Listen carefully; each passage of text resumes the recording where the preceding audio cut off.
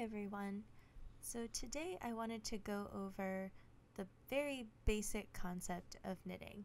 Like, what are we trying to do when we're knitting? And the answer to that is that we are making a fabric. And the way that we're doing that is we're stacking loops on loops. And so I've brought out a piece of graph paper to show you how this works. Like, what are we meaning when we say we're doing rows? What do we mean when we're saying the wrong side or the right side of the fabric? So this line represents the starting casted on stitches of your knitting. And so initially you're just going to have a starting set of loops. And this is going to be the basis or the starting point of your fabric that you're making as you're knitting.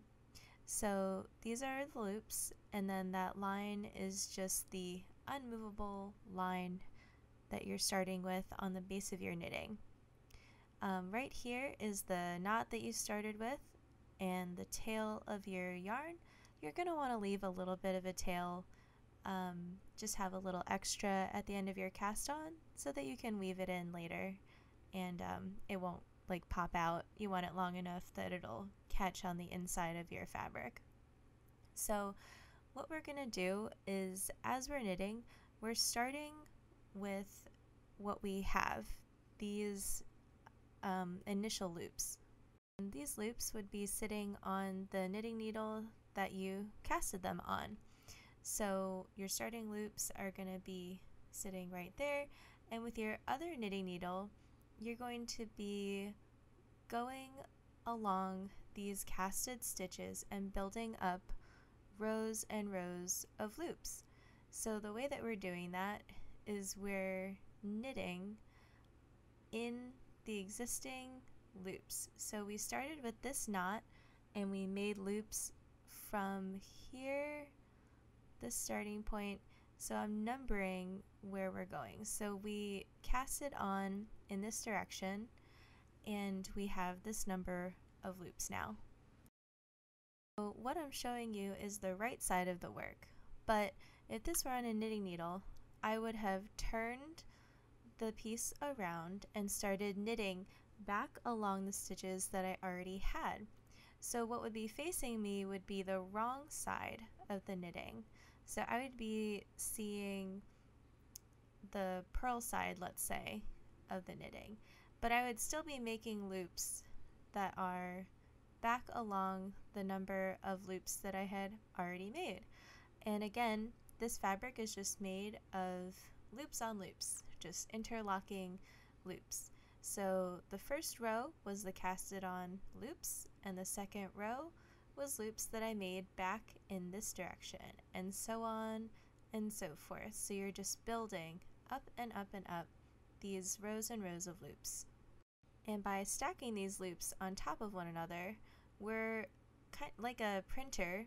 We're just filling in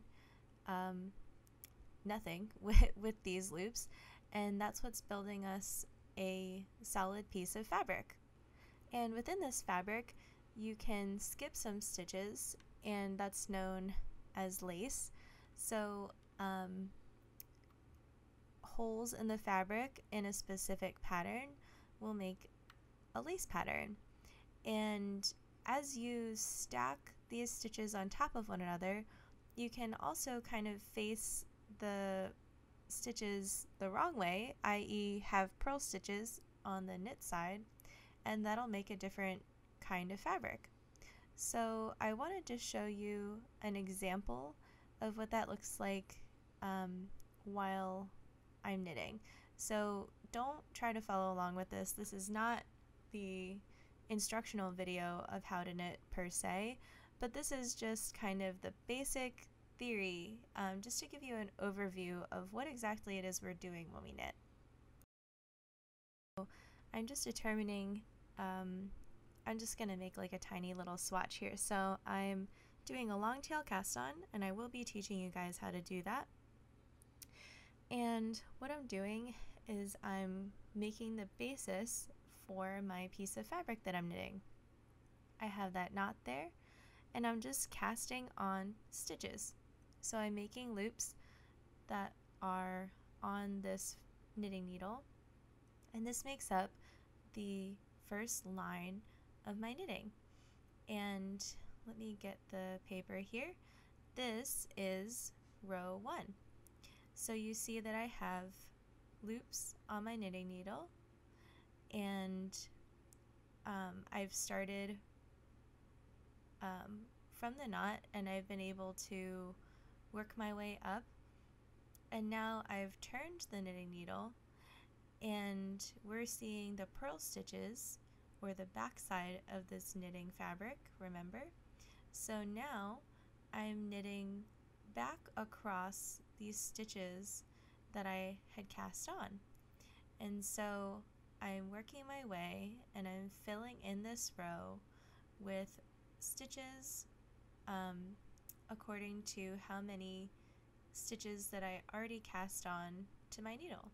So we're making the second row of this fabric. Sorry, I'm kind of working off of the grid here. Alright, so we have row 2 of our fabric, and as you can see, this is the wrong side of the fabric. But when I flip it over, you'll see that I've knit just the second row of this piece.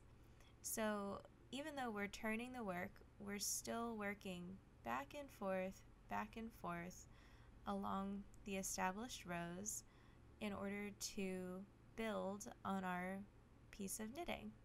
So what I'm going to do is I'm going to purl back along this fabric. So we're on the wrong side of this knitting,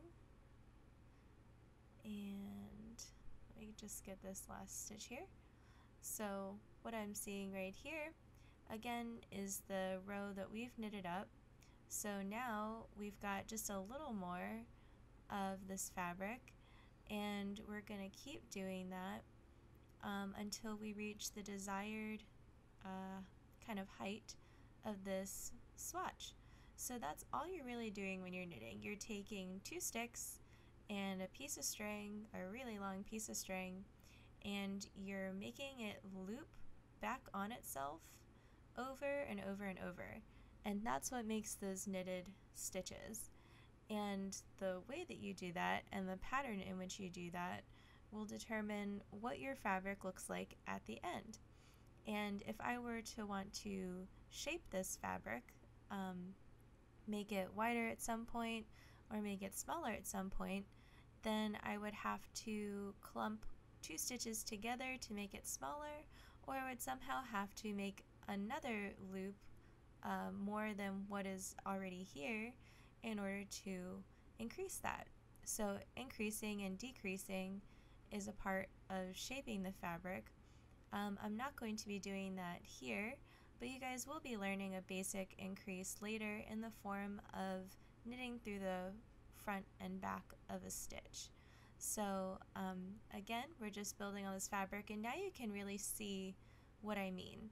So here we essentially just have stitches on stitches, and these are all in rows and columns, just like that graph paper that I had in the beginning. And this also helps you to understand a little bit of what I meant in my previous video when I said that knitting is a lot like pixels in an image. So you can imagine if the yarn was bigger, the piece would be bigger and denser because I'm knitting on needles that would be smaller than you would typically use for that kind of yarn. And if I were using a thinner yarn and the same size needles, there would be more space within the stitches, and it would be a thinner, smaller piece of fabric. So again, that's kind of what I mean. That's what people mean when they say gauge, essentially, is the density and relative size of the fabric using the size of yarn and the size of needles that you're working with. And one of the reasons why I don't often make a gauge swatch is because essentially once you're comfortable with knitting how you knit, it's just going to be the tension that you fall into. I tried to be precise and specific when I first started knitting, but really thinking about gauge just tripped me up a lot and made it a lot harder for me to learn in the end what was best for me and what was more comfortable for me. So right now I'm casting off my stitches because I want to finish my piece of fabric. So you have to close up these loops somehow, or else like everything would just immediately unravel once you knitted it, like if you took the knitting needle out. So I'm just closing up my work. These stitches are no longer working stitches or live stitches. And once I get to the end, I have to make one last knot. It kind of mirrors the knot that we made in the beginning. I'm just going to take this little tail and pull it through that loop. There we go. I cut it way too short to weave it in. Don't do that. But this is my finished fabric. So I have a little piece of fabric and it's all done. It kind of exists on its own and it's its own little thing. So that's the basic concept of knitting. That's what we're trying to do when we knit. We're just stacking loops on loops. Just think of it as loops on loops. That is all that we're trying to do. So it looks a little fiddly and complicated, especially if you watch someone do it quickly, but that's all that all knitters are doing. Thank you so much for watching this video. I hope it was helpful to kind of get an overview of what the objective of the craft is, so to speak.